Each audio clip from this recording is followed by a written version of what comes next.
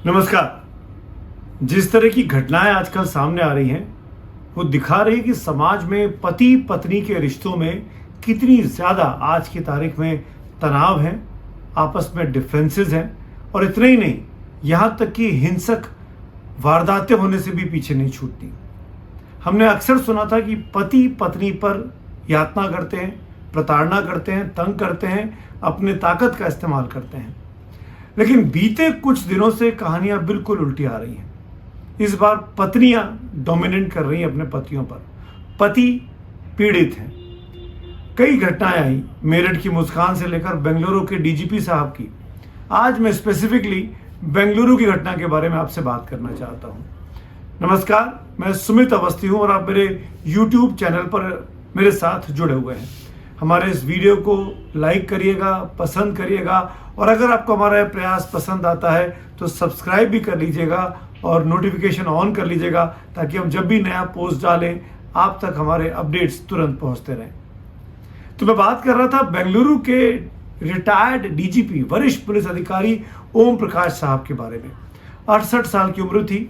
2-3 दिन पहले खबर आपने देखी होगी कि उनकी डेड बॉडी घर में मिलती है शाम को, और जब ये शव उनका मिलता है जो संदिग्ध परिस्थिति में था, तो उस वक्त उनके घर में उनकी पत्नी और उनकी पुत्री, पत्नी का नाम है पल्लवी और पुत्री का नाम है कृति, वो घर में मौजूद थी।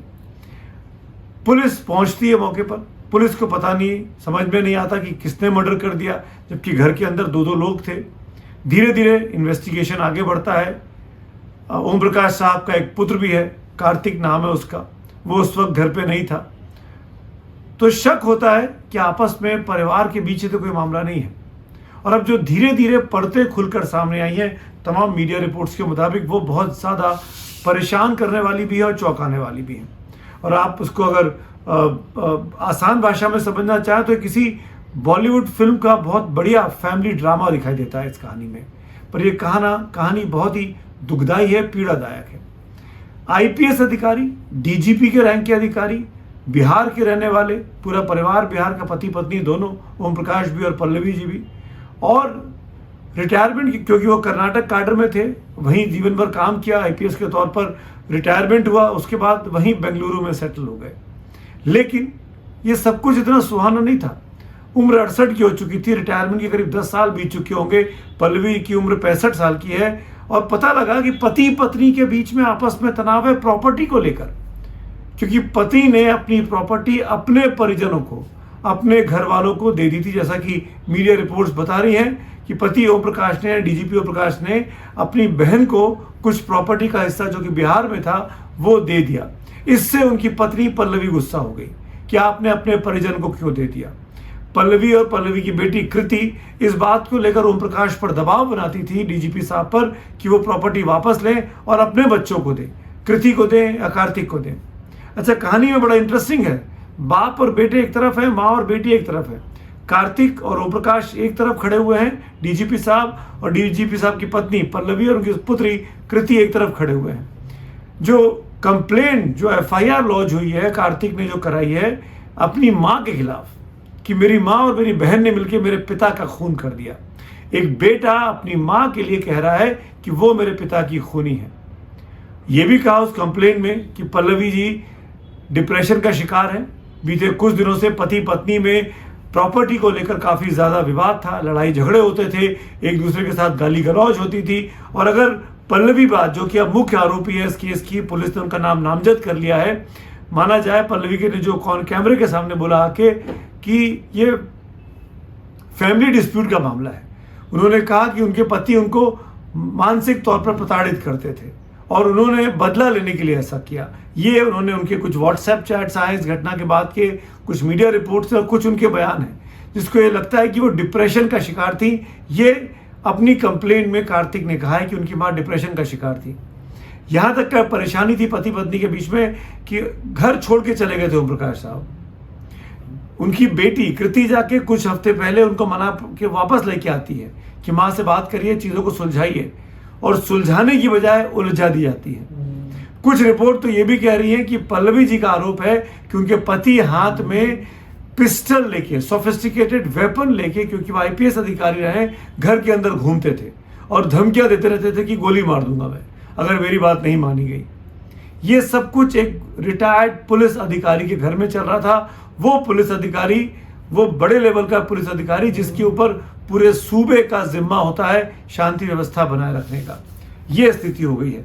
पति पत्नी में नहीं बन रही थी, उसका असर पूरे परिवार पर पड़ा और अंततः जो कि इल्जाम लगा है कि पत्नी पल्लवी और कृति ने अपने पिता को घर लेके आए, घर में फिर झगड़ा हुआ और मौका पड़ने पर चाकुओं से और टूटे कांच की बोतलों से गोद कर आईपीएस को मार दिया, डीजीपी ओम प्रकाश की हत्या कर दी।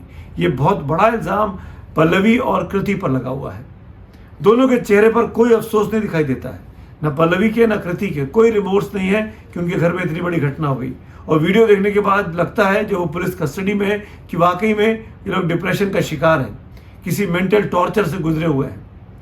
लेकिन 65 साल की उम्र में जिसके बच्चे 35-40 साल के हों, यानी जिसकी शादी को करीब 40 साल हो गए हो, उस परिवार में शादी के 40 साल बाद 45 साल बाद भी ऐसा विवाद होगा कि मर्डर कर दिया जाएगा, खून कर दिया जाएगा। वो लोग जो कानून के रक्षक होते हैं, जिन्होंने पूरा जीवन कानून की रक्षा में पाठ पढ़ाते पढ़ाते उसको अपनाते अपनाते पूरे समाज को सुधारने का जिम्मा लिया, वो कानून को हाथ में ले लेते हैं, तैश में आके, तेवर में आके, गुस्से में आके, तनाव में आके, अवसाद में आके।